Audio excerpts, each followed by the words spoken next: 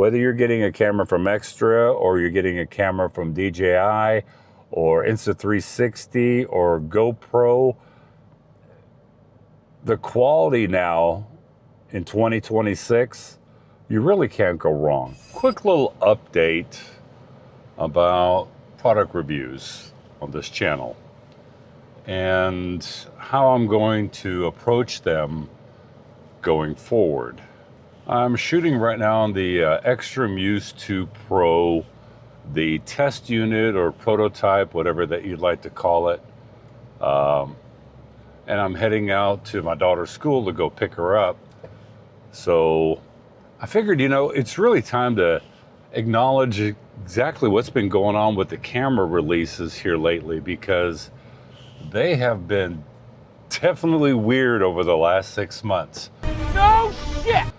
Where you used to get some rumors that there was going to be a product release, and you would see on Twitter or on Reddit, somebody would post up what they thought that the camera was going to look like and maybe some of its specs and all that jazz. And you'd kind of be excited because on launch day, yes, you'd have these people that actually get it ahead of time. But on launch day, you would see exactly what the camera was about. Some people would buy on launch day. Most people would wait anywhere from 5 to maybe 10 days after launch to see if there was any issues that actually came up from some of the people that actually went out and bought these cameras after launch. So the reason I'm changing things up just a little bit is because I never get a product, or I say never. 90% of the time, I do not get a product before it's released. So I don't have a launch day video. And for me to do a video talking about specs, the aperture on a camera lens, whether it's a action camera or pocket camera like this one, or on a drone, whatever the case may be. But instead of me doing videos about specs and then a really long video review, which becomes time consuming, to me, I'm like, well, everybody already saw the specs. Everybody already knows the specs of these cameras from launch day videos. So for me, it's going to change up to the point of I want to do reviews of, and by the way, don't get me wrong, I love product reviews. I always have. And I will continue to do product reviews. But the way I'm going to approach it is just a little bit different. So instead of hyping about the specs and all that stuff and putting up graphics about the specs of a camera, I'm just going to show you real world usage of a camera. When I first get the camera, I'll put up a first look video. So you can learn right along with me on some of the quirks that I'm starting to find and what I have to do to actually get the camera to work and a workflow that works for me. But some real life footage. Got to make a right turn right here. I want to do a first look video, and then I'll still do my comparisons, like I did with this Muse 2 Pro versus the Luna Ultra, just side by side, and then showing you what the log footage looks like, and then grading it, and then what the focus looks like, and maybe even a little bit of background bokeh that you can get out of these new pocket cameras. I'll still do the side by side and then let you decide on which one you think is best for you. But then I'll put out a final review video. And with that final review video, it's going to be everything that I came across during my usage with that camera. And something else that I'm going to do a little bit differently is even after the final reviews videos put up, I'm still going to continue using the camera and showing you some things about the camera, because for me, I use these cameras all the time. And I never kind of do a little follow-up, or I'm not really a vlogger, but I do use these cameras when I'm out and about, whether I'm shooting family stuff or a cruise video, or any of our vacations, I do use a lot of these cameras, like the Extra I did with the Symphony of the Seas cruise, this last cruise that we were on. I took all the Extra cameras with me and I did a video showing you basically what the Extra Muse looks like, the Extra H Pro, the Sphere 360, and the Extra Atto. But that was me capturing day-to-day stuff because I believe her name is Tamara Gabriel. She had posted this up and it really kind of hit home because I was like, wow, she put up a video basically talking about what I'm feeling and thinking and have been thinking for quite a while. But that video was talking about basically you can either try to film stuff and consume your time around reviewing a product and doing all that, or you can live your life and enjoy your life and don't let those moments pass you by. Now, my youngest daughter is 15, going to be 16 in a couple of months. And over the last 10 years of being on YouTube, I have caught terabytes worth of footage of my daughter. And it's great to be able to look back on those videos. And some of those videos I'll post up on Facebook and they pop up as a little memory, you know, a year later or from 9 years ago, etc. And it's nice to be able to live that moment and to document it in video. But to spend the majority of my day or days filming stuff and missing out on those family moments just to be able to do a product review, to me is kind of counterproductive, counterintuitive. And when you start getting older like I am, then you start to realize that, you know, time is no longer on my side, so to speak.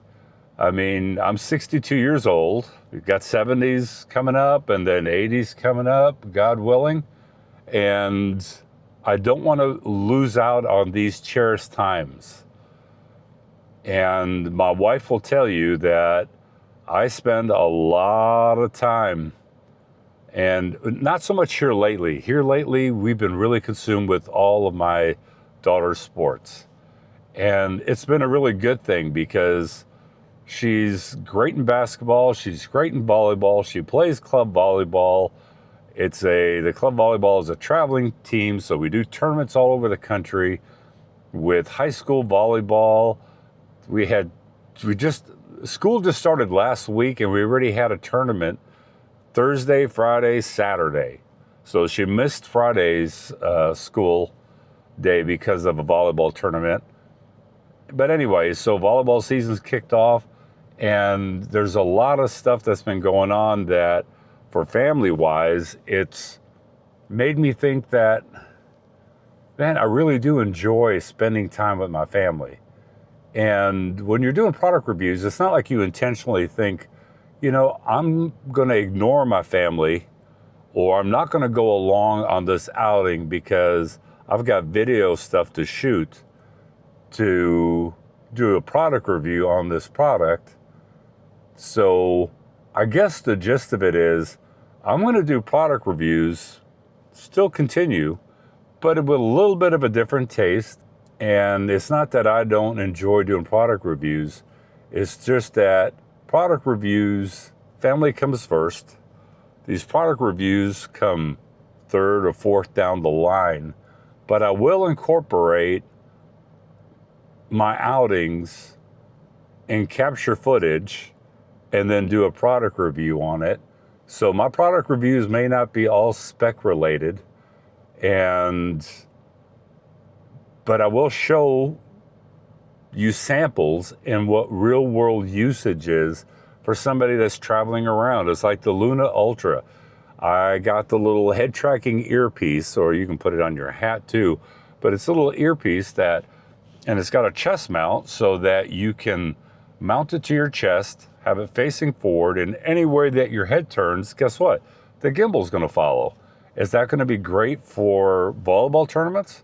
Absolutely. My wife, she takes a lot of cell phone footage. I usually bring along big camera rigs to take video of her volleyball tournaments. And so that Luna Ultra may actually come in handy for volleyball, kind of like watching a tennis match when you're going back and forth and back and forth. But when you're older, don't take time for granted. Don't take your family for granted. The product reviews that I watch from other channels that are really technical, you know, that's great. Gerald Lundun, loved watching his videos. And Gerald Lundun, I hope that you do get undone with your break and get back to work, because the camera field really needs people like Gerald Lundun. But the technical aspect videos, I'm going to say about only 30% of them I'll watch, because it doesn't really interest me. I want to see some real world footage of how a product was used and how did it perform and any little quirks that they came across.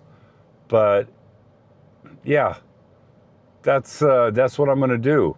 And I'm going to incorporate some storytelling into some of these videos, because that is where a lot of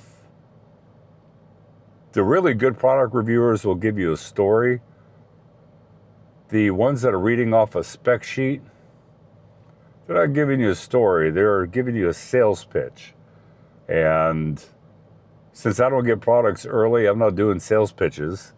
And since the sponsored video thing is really starting to go away for a lot of creators, where they're not getting $5,000, $10,000, $15,000 anymore for sponsored videos, they're getting the product and they may get $500 and they may get an NDA where they can leak a little bit of information here and there, kind of like the Luna Ultra when you saw everybody. And that's what I was talking about in the beginning. The last 6 months have been crazy with these product releases, because you would see like David and all these people with the Luna Ultra, and they would show you the front of the camera, they show you the lenses, they tell you a little bit about the specs, but they can't show you the back of the camera because it's a big secret. Well, of course, now you know why it was a big secret, because the back screen is detachable and it's got a built-in microphone, and that's a great thing. But the camera releases are so strange now. And then you got DJI, who's not paying creators anymore. They've come up with this new program where they're saying, put up a video, tag us in it, and if you're part of our little influencer program, if you get 10,000 views, you'll get $30. If you get 50,000 views, you'll get $150.